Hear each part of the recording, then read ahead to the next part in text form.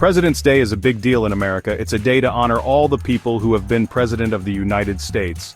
We celebrate it every year on the third Monday of February. In 2025, that day falls on February 17th. It's a day for barbecues, parades, and maybe even a mattress sale or two. But beyond the festivities, President's Day is a time to think about what it means to be president. These men and women have guided our nation through good times and bad. They've made tough choices, sometimes they messed up. But they all played a part in shaping the country we live in today. So this President's Day, take a moment to remember the leaders who came before us. Think about their legacies. And maybe, just maybe, let their example inspire you to be a little more involved in our democracy. Because at the end of the day, America is only as strong as its citizens.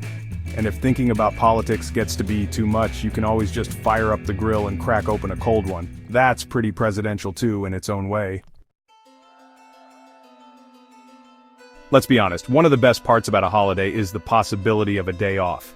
So, who gets to sleep in on President's Day? The lucky folks who work for the federal government get the day off. That means post offices are closed, and you can't visit your local Social Security office. Most schools also give students and teachers the day off, but if you work in retail, chances are you'll be on the clock. Many stores use President's Day as an opportunity to have big sales. So, if you're planning on hitting up those mattress deals, be prepared to brave the crowds. And, for those of you stuck at work, just remember that at least you're getting paid time and a half, right? Maybe. Hopefully.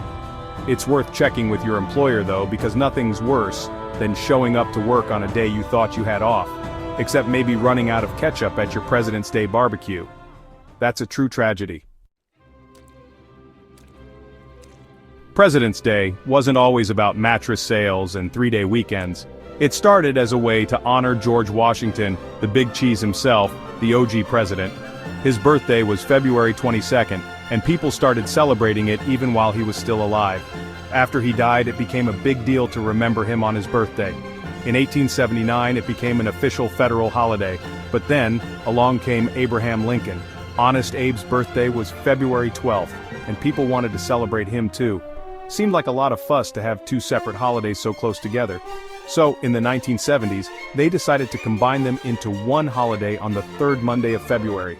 And that, my friends, is how we got President's Day.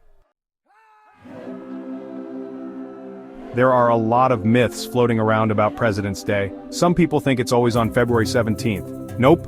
It's always the third Monday, which means it can fall anywhere between February 15th and February 21st. Another myth is that all states celebrate it. Again, nope.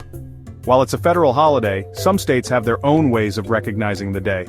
But one thing's for sure, President's Day is here to stay.